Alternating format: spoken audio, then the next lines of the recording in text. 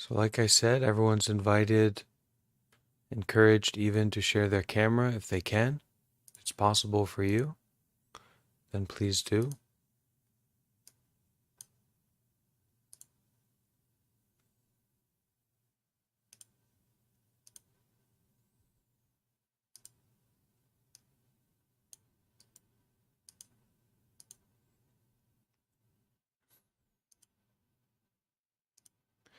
And if you are of a strong mind, you can also feel comfortable to join through YouTube if perhaps you don't plan to ask any question or speak, then you can watch through the YouTube channel. So maybe someone else who is less has less strength in their mind, that they'll be able to join through Discord. Sometimes it's any little rock in our path, can keep us from um, walking the path, taking those steps. So the what's really supportive about being here together on Discord is that we can have a strong feeling of being here together. So, Hey, Barton, yeah, do you practice Qigong or anything of that sort? no, I haven't mastered the four elements. I don't practice Qigong. I Um, was just wondering, thank you. just, just simple meditation, Buddhist meditation for me.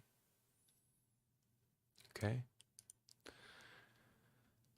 All right. So, let's dive in. Let's get started today. So, what we're going to do today is we're going to practice uh, a little bit of meditation together, and then we are going to continue looking at the teachings from Ajahn Buddhadasa. Right, Ajahn Buddhadasa is a really wise philosopher monk, teacher, and we'll be looking at some more of his teachings today. All right, but we'll practice some meditation first. All right, and do your best to not give up. You've already made the most difficult step to show up here, to be here at the present moment. So if you encounter a rock in the road, don't let it completely discourage you. Be patient, and maybe you'll find that there's a path here, even though it might not be the absolute perfect number one path. Um, that there is a path here for practice, for showing up, for learning, and that it may just be a matter of continuing to walk and not being easily discouraged. All right. So we start meditation anytime, every time, by finding our meditation position. Okay, so the common way that people think about that or view that is something like sitting cross legged on the floor. But if we do sit cross legged on the floor, we probably need a cushion or or an arrangement of cushions. It's likely that we need. But what's most important is that we can sit in a way that is comfortable and stable for us. That's number one, most important. So if you can find that kind of position at this present moment, and then as we find that position, that place to put the body down, we can start to take a few deep breaths. Okay, and breathe as deeply as you need to. Breathing in deeply through the nose, feeling your breath go deeply into the body and go out. So as we start meditation, we can really emphasize those deep breaths, really bringing our awareness into the body and feeling the joy, the pleasantness of breathing, the niceness, the freshness of breathing. Breathing deeply can help us feel that and experience that.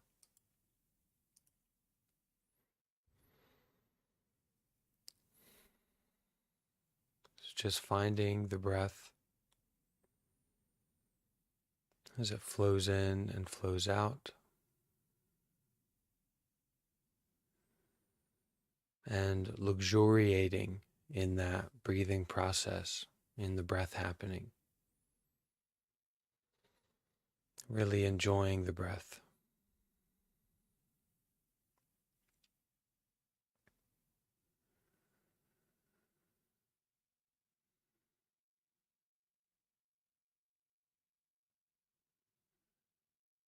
We can notice the breath at particular points.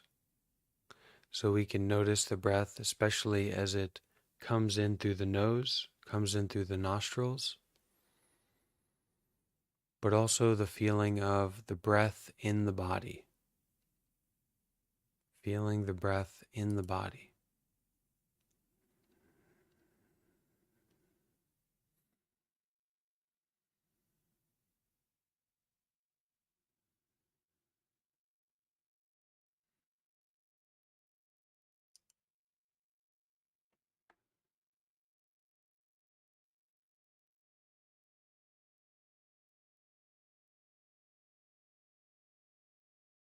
Allowing the mind to come home to the body,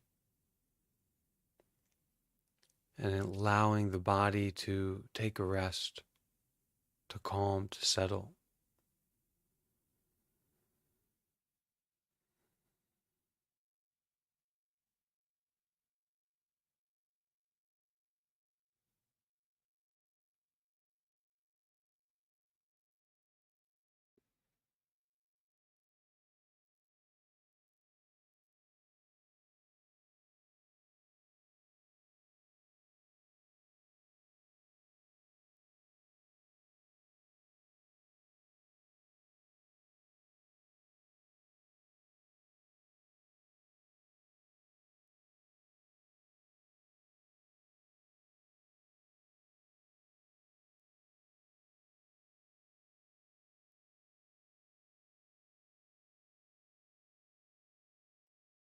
Breathing in, we know that we are breathing in.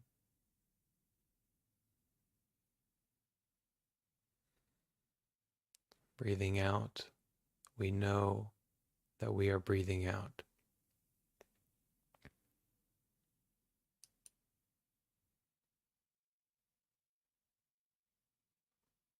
Nothing special, nothing complicated about it.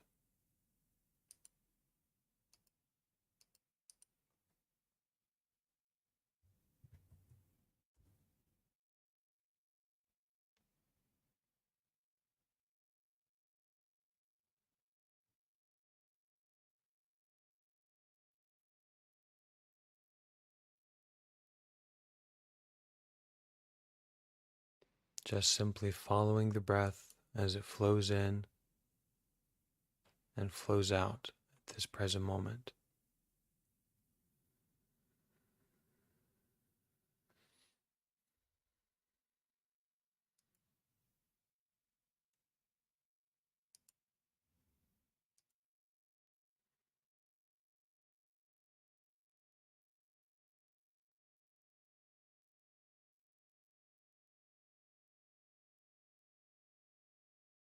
Enjoying the breath and enjoying the whole body sitting here, breathing.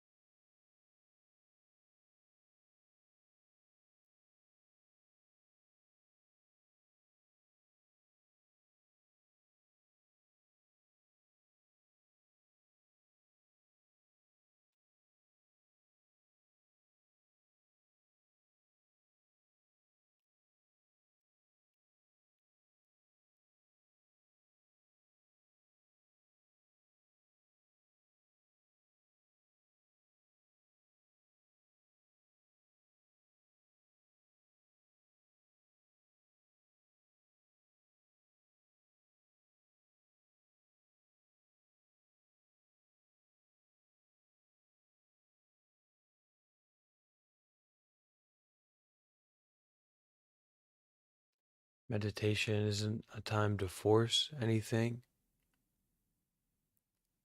It's not a time to control our mind.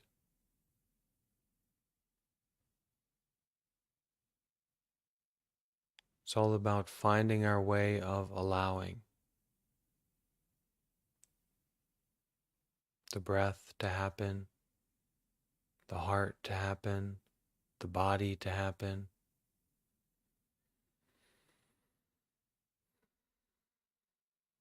Just breathing and being aware.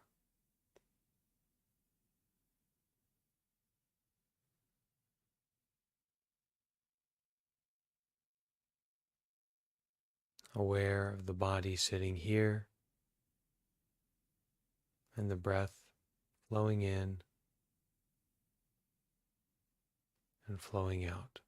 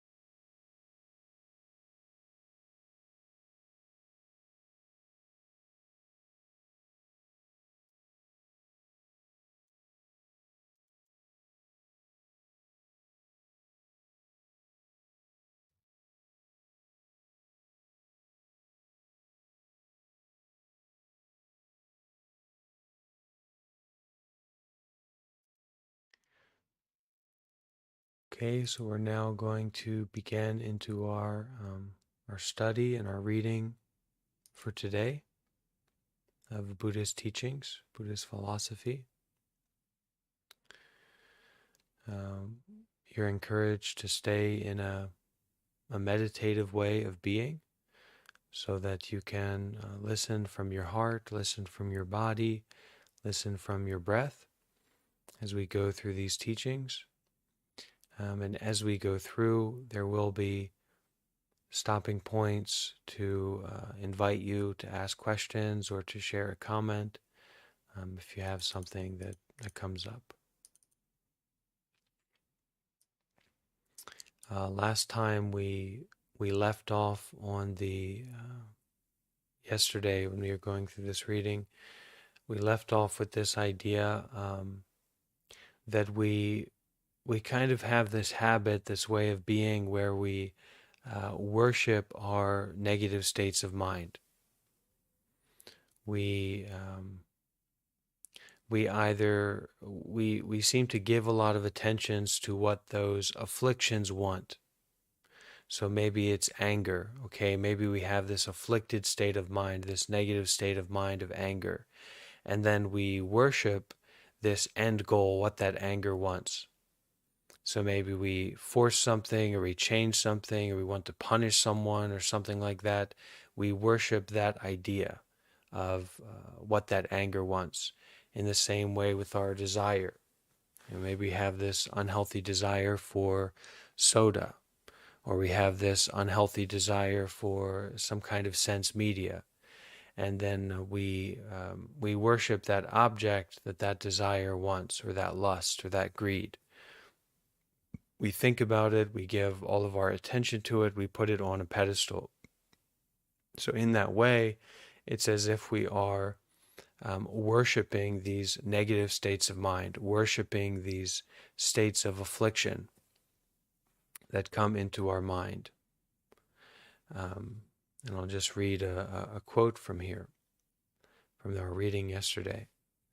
We worship the negative mind states. That is, we want what the negative states of mind want. We desire the fun, delicious, and stimulating things of the world. We worship them as God. God here means the highest reality or power that we must put faith in, must fear, and must obey. We believe in the corruptions. We believe in the anxiety, the lust, the fear. We fear them, these negative states of mind, and we obey their promptings. With such lifelong habits, we have these negative states of mind as our God. So now it is time to change, to put our faith in the capacity to awaken and act according to teachings that help us to wake up. This is difficult because we have been worshiping the God of troubles almost since birth. Okay, we've been worshiping pleasure, worshiping the avoidance of pain. So, like everything in life, our ability to change depends on the necessary causes and conditions, on the right opportunities, and on wise choices. If causes and conditions come together appropriately, if there is a good Dhamma teaching or wise teaching and skillful training, we can change and relinquish the negative states of mind, no longer cooperating with afflictions and troubles. Our inclination can be towards the truth, and we can genuinely seek to practice according to the truth, according to skillful ways of being. Okay? Thus, light arises. The light of survival arises when we stop worshiping the afflictions and instead honor what is real and true, that which is righteous and excellent, namely Dhamma, namely truth, namely goodness. We can orient our ship, orient our life toward Satcha, meaning toward the truth of truths. We can orient our lives towards truth. So, that's where we left off yesterday. So, may your understanding be sanditiko. May your understanding be sanditiko. Give me a moment to pull up this Pali word.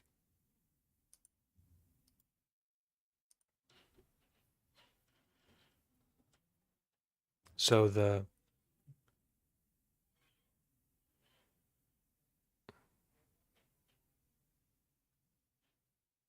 well, I think we'll find out what it is. This is how Buddhology takes charge. Okay, so the Buddhist science, the way of waking up. This is how Buddhology takes charge. Previously, it was all superstition, sleepology. Your life is all focused on a sleepology or a superstition. The science of and knowledge for remaining asleep. Now we transform with the knowledge of one who is awake, whose eyes are wide open, who sleeps no more. Thus we enter into the Buddha's way, the enlightened path, and slowly, gradually follow the path to its end, to the realization of path, fruit, and enlightenment. You should find it interesting that there is such a path. It's vital that you experience and know all of this for yourself, directly within your own mind. To merely believe what I or anyone else tells you will never be right. It is wiser and safer to follow the advice of the Kalama Sutta. Okay, it's a very famous sutra, early Buddhist teaching. Don't go against its tenets in anything. That is, do not just believe blindly. Believe only when clearly seeing the reality of something. Then steadily change to the correct way. Respect Dhamma, the highest truth, do the right things, and realize the supreme reality Nibbana, which is the culmination of everything. So we kind of replace our superficial materialistic desires with this real intention to realize the truth. To realize the truth, the deeper truth of reality. Okay?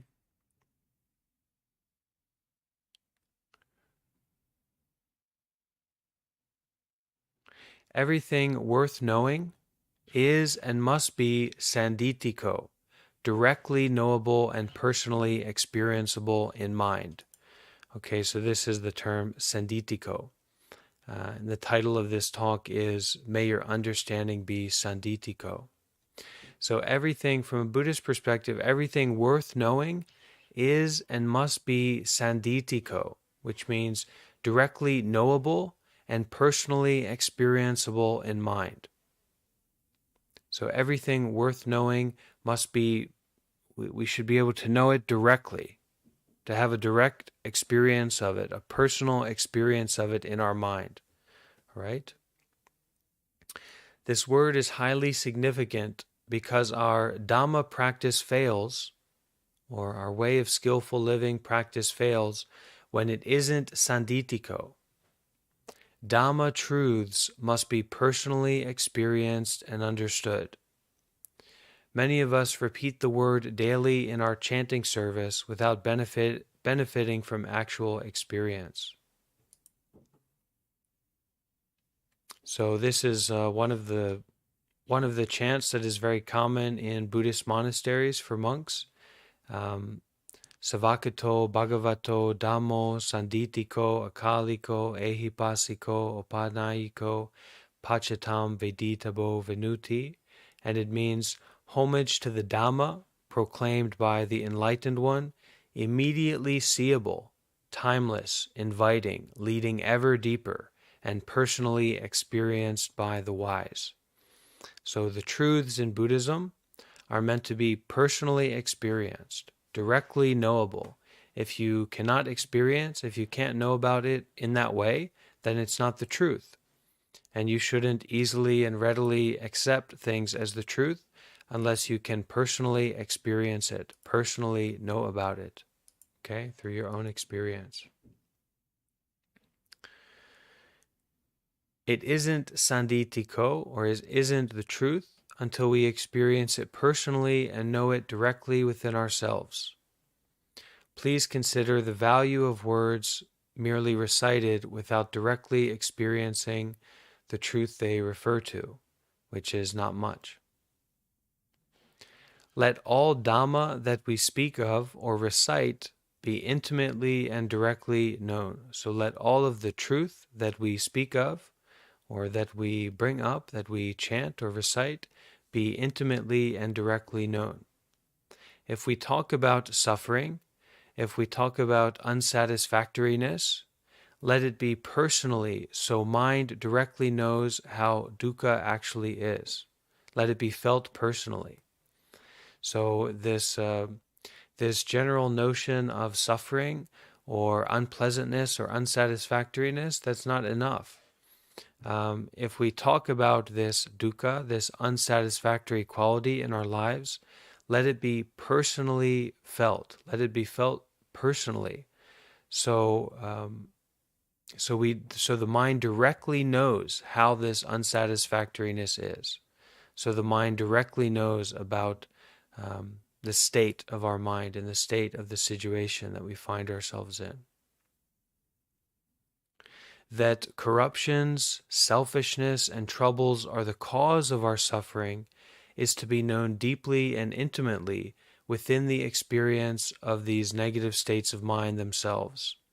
Let everything important be sanditiko. So let everything important, meaningful, be directly known and personally experienced vividly.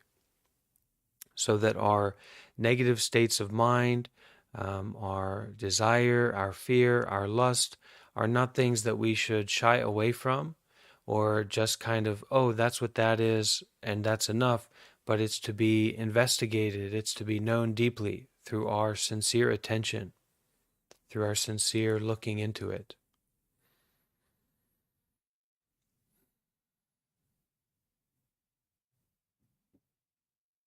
The idea of the body is not meaningful. The idea of the mind is not meaningful. We have to know for ourselves, okay?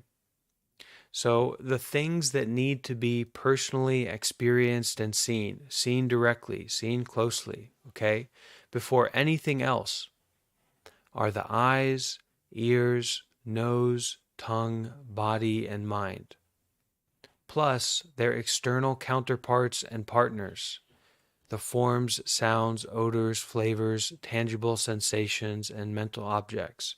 So the hearing itself, the seeing itself, the smelling itself. Based in these, contact, feeling tones, and further experience arise. All of this has to be personally seen to be really useful as genuine knowing. The Buddha declared the senses and their objects to be the starting point of the supreme way of living. So the starting point of our real path of transforming suffering and developing deep wisdom is to personally know through our investigation, through our being with the eyes, the ears, the nose, the tongue, the body, the mind, the breath. This meditation practice is a practice of facing, of investigating. It's not a matter of zoning out or vibing out or something like this, but it's to know fully what's happening right now, to touch all aspects of our direct experience right now, especially the body, the eyes, ears, nose, tongue, body, and mind. Okay, to be aware. In the study and exploration of Dhamma, okay, so in the study and exploration of truth, the senses have to be tackled first. In practice, these sense media come first. And the result of practice, the penetration of truth, requires a direct knowing, a direct seeing experience of the senses and their modes of operation. Okay?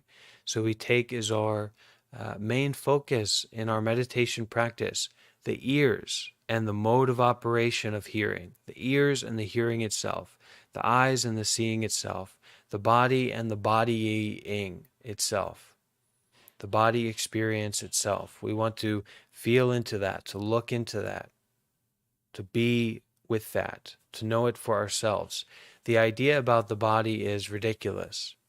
The idea about the heart is ridiculous. The idea about the eyes or seeing is ridiculous. Okay? But the experience of it at this present moment is deeply valued as an avenue to truth. Okay? To knowing. And also to this kind of liberation.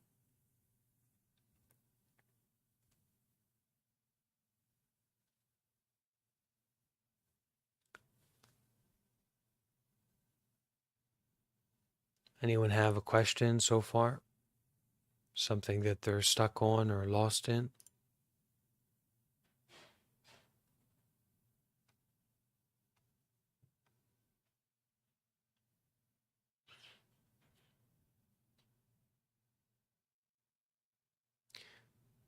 Okay. Okay, good. So let's keep going. In Buddhism, we have something called the three refuges, which is the Buddha, the Dhamma, and the Sangha.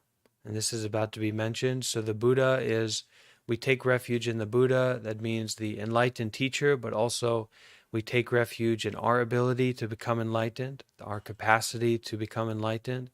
We take refuge in the Dhamma. That means we take refuge in Buddhist teachings, or we take refuge in truth teachings, wisdom teachings. And taking refuge in the Sangha is taking refuge in the community of monks and nuns, or the community of sincere, well-minded practitioners. Okay? And this is what is oftentimes emphasized for new Buddhists, or for people who are already Buddhists and want to kind of redouble down or express their faith again, is to take refuge, going for refuge. And like as a monk, it's the whole life is going for refuge, taking refuge in the Buddha, the Dharma, and the Sangha. So entering the refuges, that is, personally realizing Buddha, Dhamma, and Sangha, is harder than you think. The ways they are widely misunderstood get in the way. Okay, the ways that we can misunderstand or complicate this idea of the Buddha, the Dharma, and the Sangha get in the way of seeing into the truth. Direct experience of the eyes, ears, nose, tongue, body, and mind is easier because we can see them working. To know the intangible Buddha, Dhamma, and Sangha before they are understood and seen is difficult. So, we begin with merely reciting the words and receiving the refuges in the ordinarily ritualistic way. Although doing so is akin to superstition, we will have to let it pass for now and continue to accept Buddha, Dhamma, and Sangha as our refuge, although they aren't yet fully understood. Subsequently, through proper study and practice, understanding increases until the Buddha, Dhamma, and Sangha become directly knowable experiences too. Personally knowable, understood experiences. Quench dukkha, end suffering for once, and know the real Buddha, Dhamma, and Sangha in that mindful experience. We must quench dukkha, quench this unsatisfactoriness in our hearts, first to know what quenching dukkha really is. Then we see the Buddha who understands the ending of suffering, the Dhamma, the truth that ends suffering, and the Sangha, the community of those who consistently end suffering. All right, this is good. This is a good point, good teaching.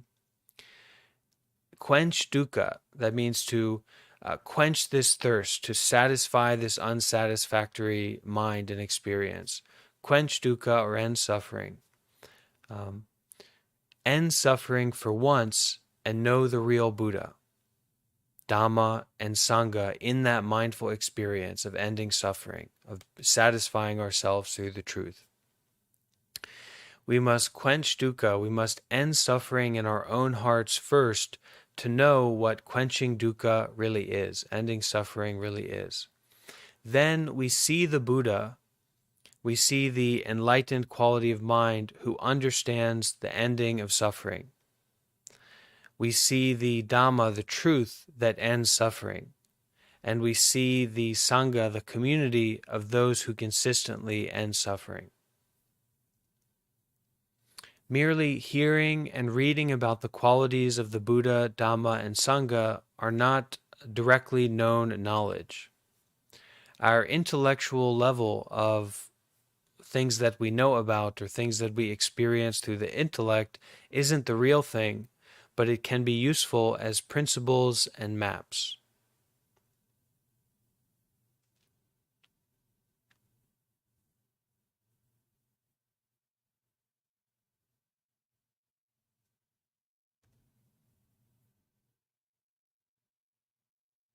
My next words will probably be criticized as presumptuous.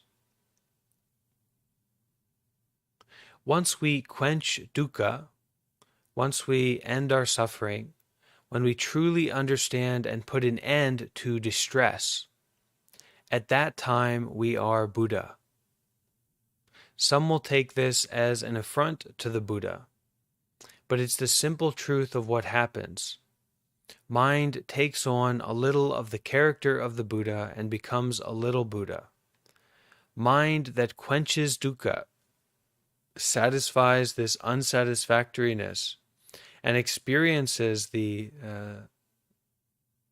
satisfying of this unsatisfactoriness, the ending of this suffering, is itself Buddha. Whether we describe this as mind realizes Buddhahood or mind has Buddha nature amounts to the same thing. Having the characteristics of Buddhas, the mind is Buddha. Be most industrious for the sake of suffering and its quenching, being directly known. Okay, so be most inspired, be most skillful, be most industrious, okay, for the sake of suffering and its ending, being directly known. All the dhammas, all the realities supporting the ending of suffering must be directly known too. That is, seen clearly by and within oneself. They also must be characterized as being akaliko, timeless, beyond the realm of time, as being ehipassiko, inviting one to come and see, as being opanayiko, leading one ever deeper into the truth, and finally as being pachitam veditabo venuti, directly experienceable by the wise, not requiring an intermediary. These are the first things we need to know concerning Dhamma, concerning the truth, concerning our understanding of Buddhism, necessary for our comprehensive seeing with the eye of Dhamma. I will do my best to continue in this vein in order to compile a single volume that covers the essentials of Dhamma. My aim is to give readers a single source for their necessary understanding of Buddha Dhamma.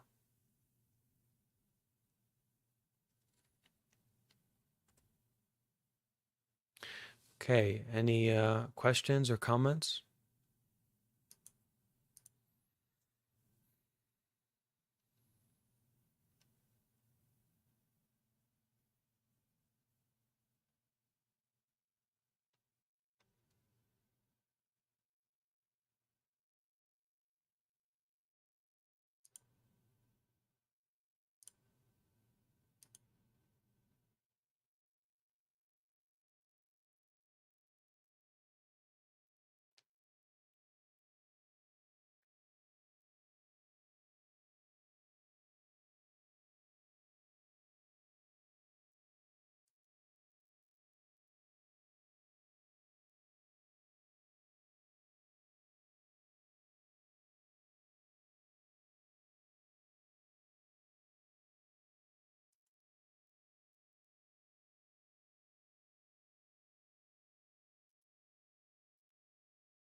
Great.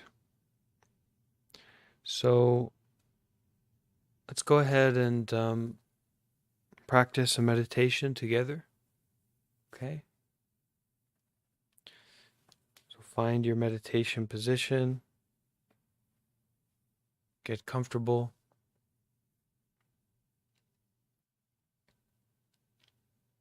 Wait, I got one question. Okay, go ahead. In the resources you provided on the way to meditate, I thought it was like just focusing on the breath like normally, not like breathing deeply or like too fast. Good. So breathe like that, okay?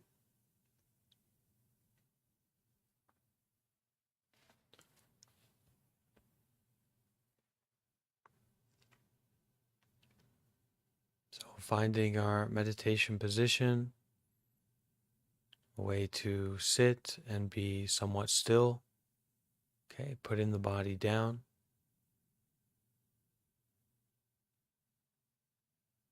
Can begin to notice and become aware of our breath.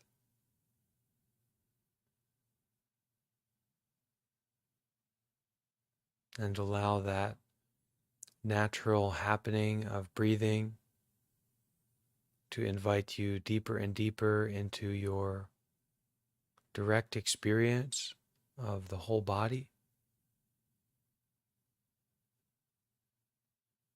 or whatever you happen to notice in the body.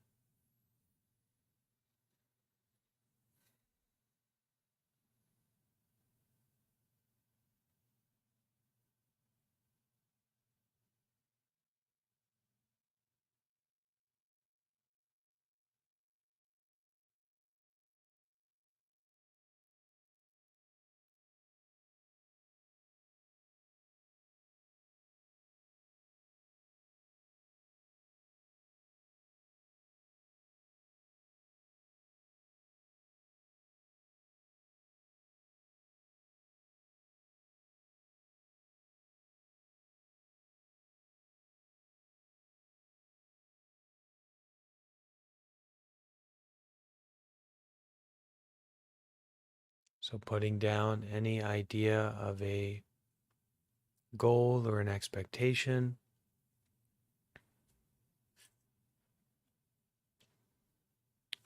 Simply following the breath as it flows in and flows out.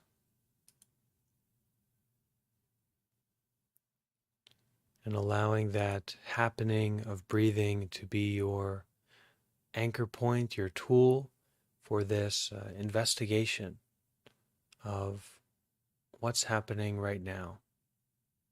This being with what's happening right now.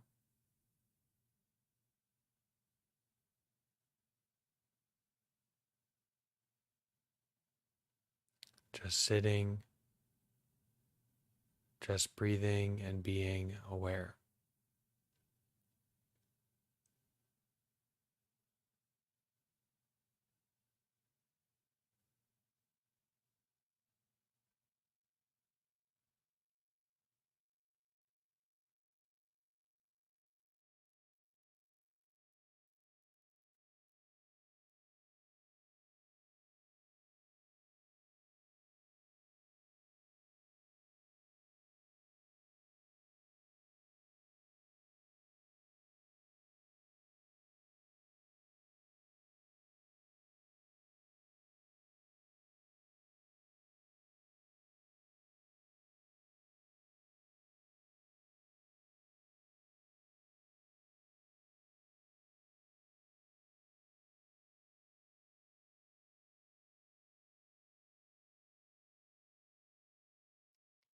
And if there is a particular quality of the body or mind that grabs your attention, look at that, investigate that. Don't take it on a surface level, but look deeply into whatever is coming up at this present moment. Don't be shy about facing that directly, whatever it is.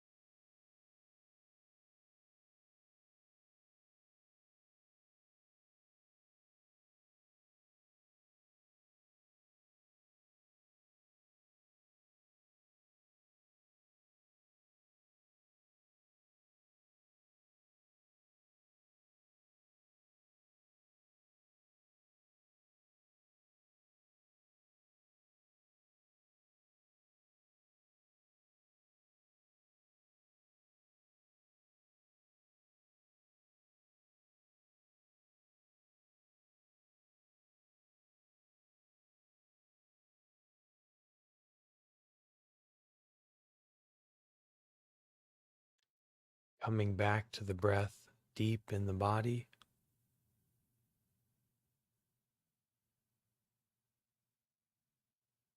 Just breathing and being aware of the body sitting here.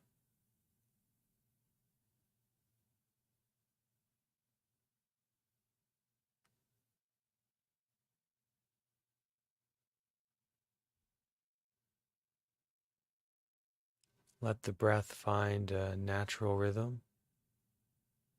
So not trying to control it or influence it much.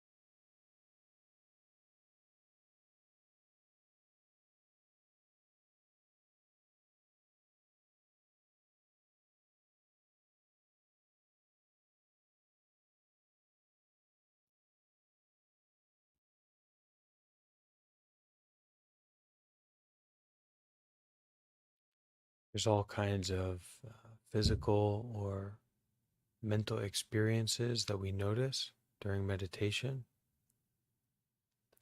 The important point is to come back to the noticing,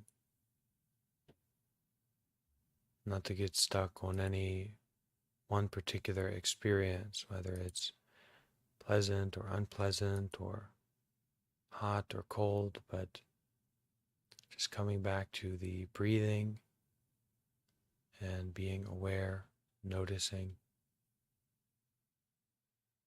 coming back to center.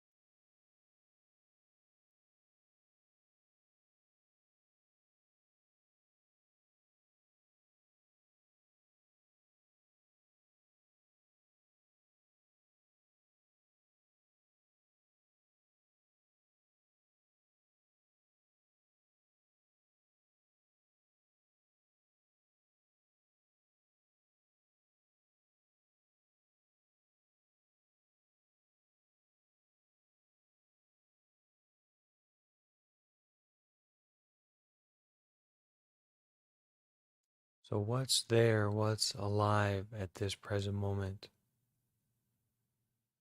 Breathing and facing that, looking directly at that.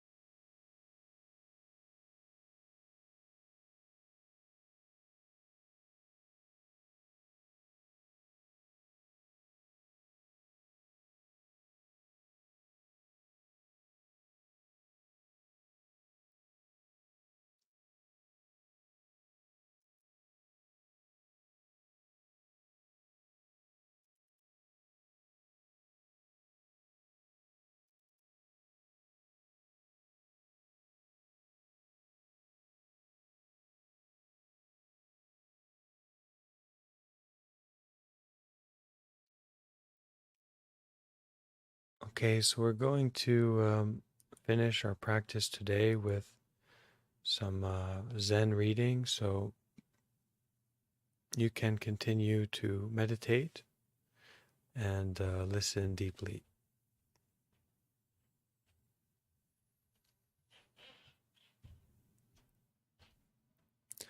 Someone asked the master, this is a collection of teachings from this Zen master Lin Chi.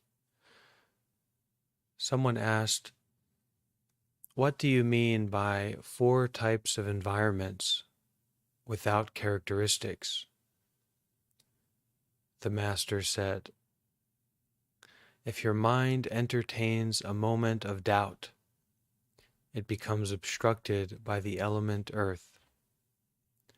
If your mind entertains a moment of craving, it becomes drowned in the element water. If your mind entertains a moment of anger, it is seared by the element fire. If your mind entertains a moment of delight, it is tossed about by the element air. If you can understand that this is so, however, you will not be swayed by the environment, but can utilize the elements wherever you may be. You can pop up in the east and vanish in the west, pop up in the south and vanish in the north, pop up in the middle and vanish in the borderland, pop up in the borderland and vanish in the middle. You can walk on water as though it were earth, walk on earth as though it were water. How can you do this? Because you understand that the 4 great elements are mere dreams or phantoms. Followers of the way, you who are here now listening to the Dharma are not the 4 great elements in you, but something that can make use of the 4 great elements in you. If you can just see it in this way, then you will be free to go or stay. The way I see it, one shouldn't be averse to anything. Suppose you yearn to be a sage. Sage is just a word. Sage. There are some types of students who go off to Mount Wu Tai looking for Manjushri. They are wrong from the very start. Manjushri isn't on Mount Wu Tai. Would you like to get to know Manjushri? You here in front of my eyes carrying out your activities from first to last, never changing, wherever you go, never doubting. This is the living Manjushri. Manjushri is an embodiment of wisdom. Your mind that each moment shines with the light of non-discrimination, wherever it may be.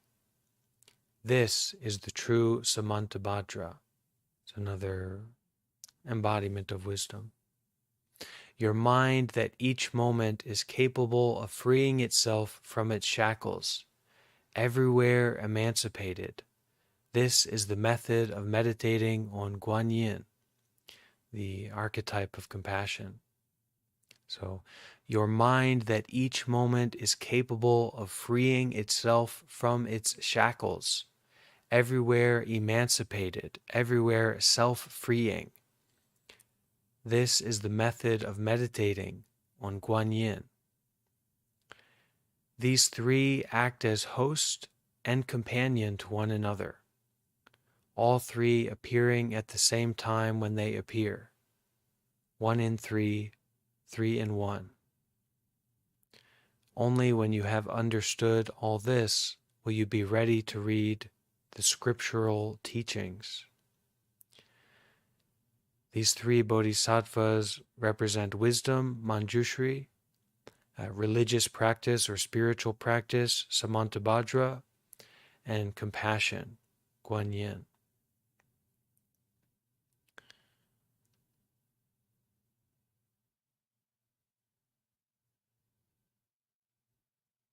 The Master instructed the group, saying, "Those who study the way these days need to have faith in themselves and not go looking for something outside. Otherwise, they get caught up in foolish and trifling environments and can't even tell crooked from straight. There are masters of the mind and there are enlightened beings. But those are all just things found in the scriptural teachings. Someone comes along with a phrase they have picked up, brings it out in a manner that is half clear, half murky, and at once you start having doubts, looking at the sky, looking at the ground, running off to ask somebody else, getting into a great flurry. If you want to be first-rate practitioners, don't go around talking about the ruler or the rebels, talking about right and wrong, talking about sex and money matters, spending all your days talking idle chatter. Don't do that if you want to be first-rate practitioners. Here at my place, we don't talk about who is a monk and who is a lay person. When someone comes to me, I can tell exactly what they are like. Whatever circumstances they may have come from, I take all their words and utterances to be so many dreams and phantoms. But when I see a person who has learned to master the environment, I know that here is the secret meaning of the Buddhas. A person in a Buddha environment or a state of enlightenment can't announce themselves saying, "I'm in a Buddha environment." But a person of the way who has learned to lean on nothing is a master of the environment when they appear. If this kind of person appears and says to me, "I am looking for the Buddha," I respond at once by meeting them with a clean and pure environment. If a person asks me about the bodhisattvas, these archetypes of the mind, I respond at once by meeting them with an environment of pity and compassion. If a person asks me about bodhi, that is this quality of awakening, okay, to wake up. If a person asks me about bodhi, I respond at once by meeting them with an environment of wonderful purity. If a person asks me about nirvana, this state of enlightenment, I respond at once by meeting them with an environment of stillness and tranquility. The environment takes 10,000 different shapes, but the person never varies. Therefore, in response to the object, they manifest different forms, like the moon in the water. Followers of the way, if you want to be constantly in accord with the Dhamma, you'll have to begin by learning to be first-rate practitioners. Being weak-kneed and wishy-washy, and you'll never get there. No vessel with cracks is fit to hold ghee. If you want to be a truly great vessel, you must never be led astray by others. Wherever you are, play the host, and then any place you stand will be a true one. Whatever confronts you, don't let yourself be imposed on. If you entertain even a moment of doubt, the devil will enter your mind. Even a bodhisattva, when they start doubting, is prey to the devil of birth and death. Learn to put a stop to thoughts and never look for something outside yourselves. When an object appears, shine your light on it. Just have faith in this thing that is operating in you right now. Outside of it, nothing else exists. Your mind in one moment of thought creates the threefold world. Depending on conditions, you experience its various environments, and it divides itself to become the 6 dusts, the 6 senses. In the way you now respond and utilize it, what do you lack? In the space of an instant, you enter purity or enter defilement. Enter the halls of Buddha or enter the lands of the 3 eyes. You wander at ease everywhere, for you see that these are all empty names.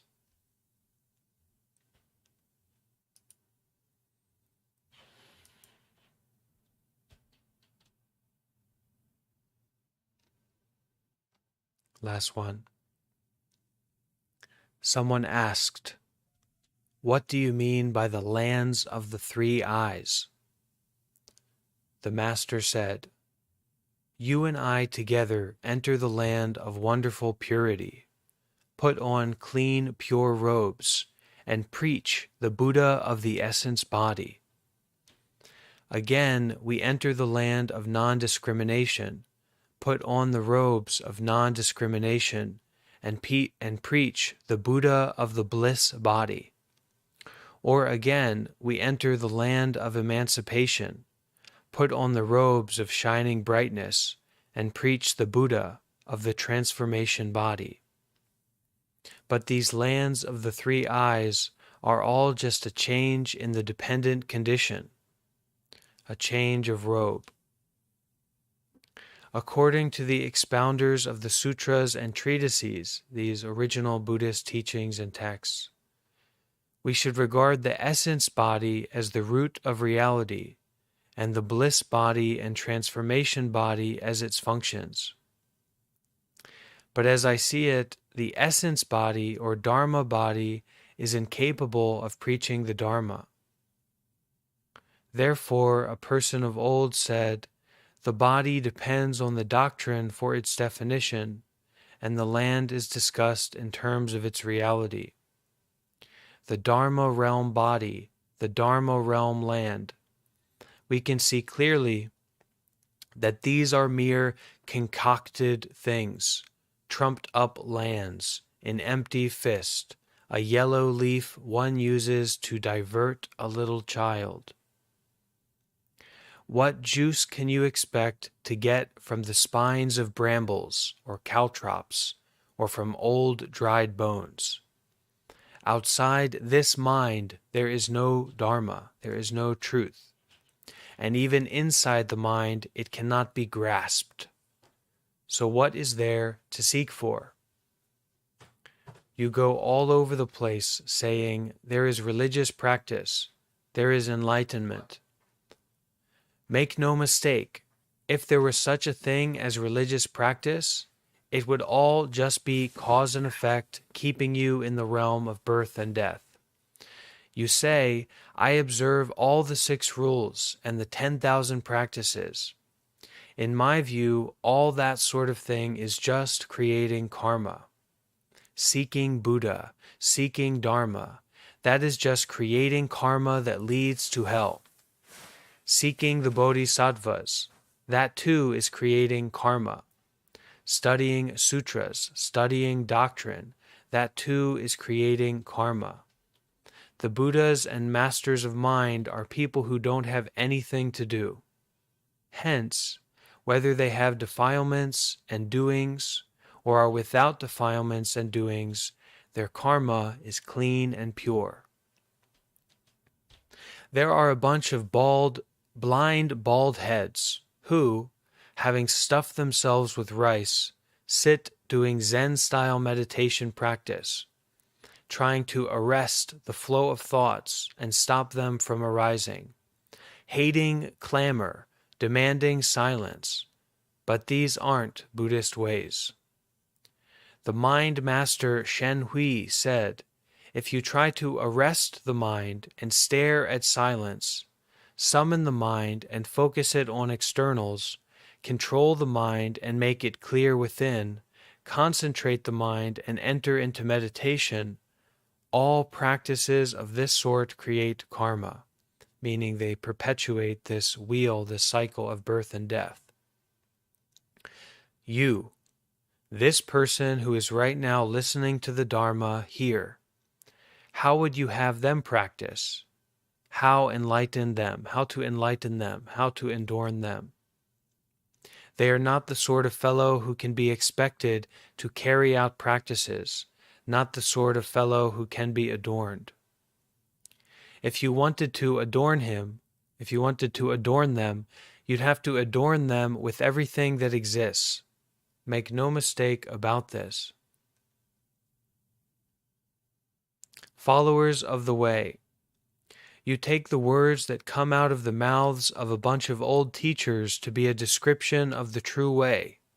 You think, this is the most wonderful teacher and friend. I have only the mind of a common mortal.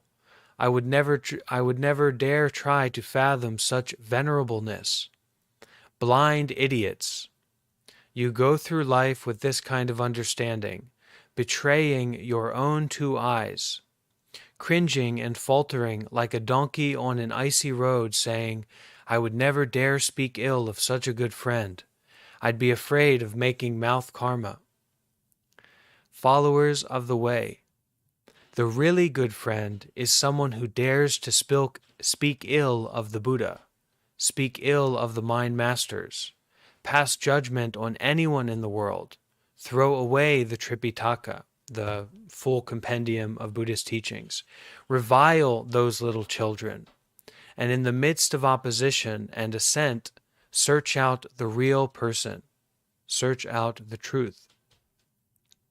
So for the past 12 years, though I have looked for this thing called karma, I have never found so much as a particle of it the size of a mustard seed.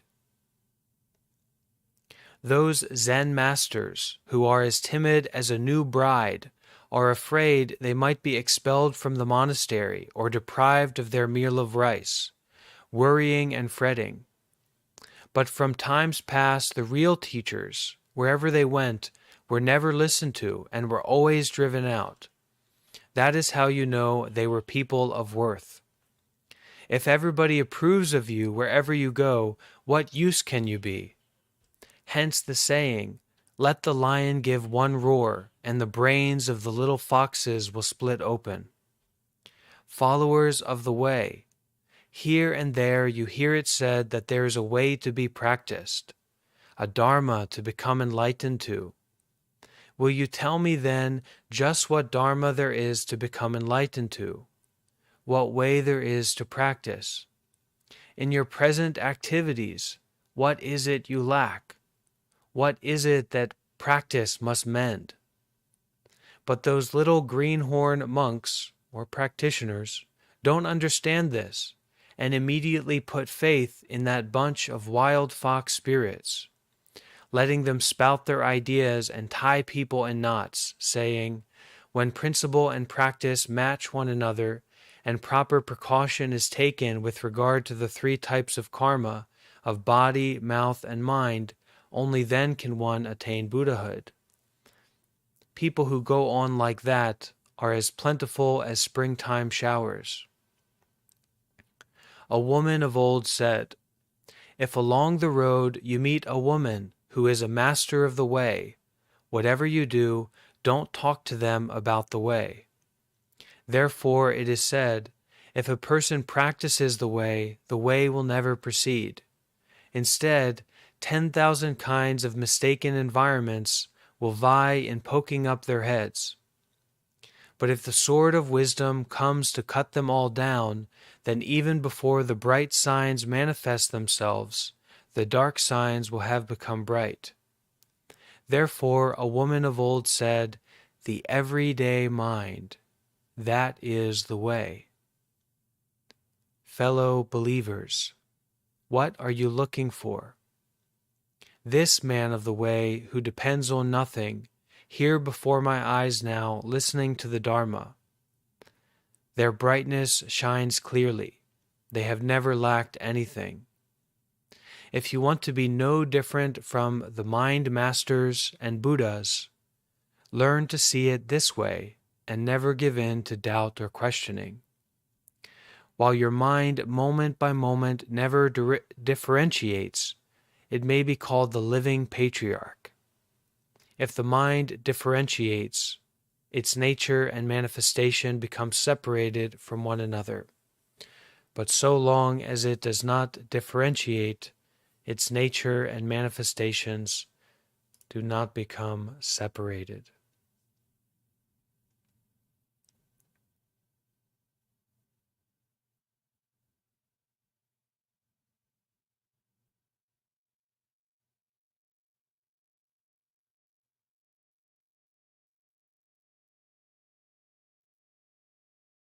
So what are you lacking? Why are you here?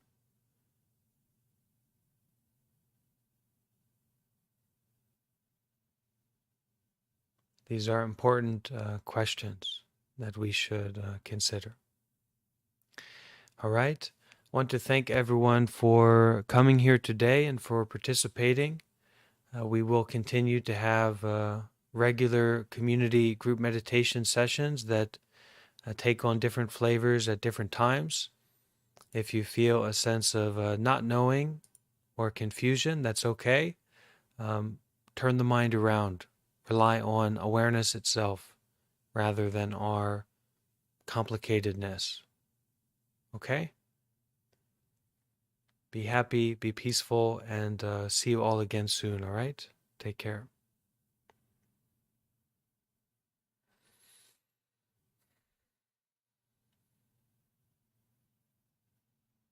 Thank you, everyone. Goodbye.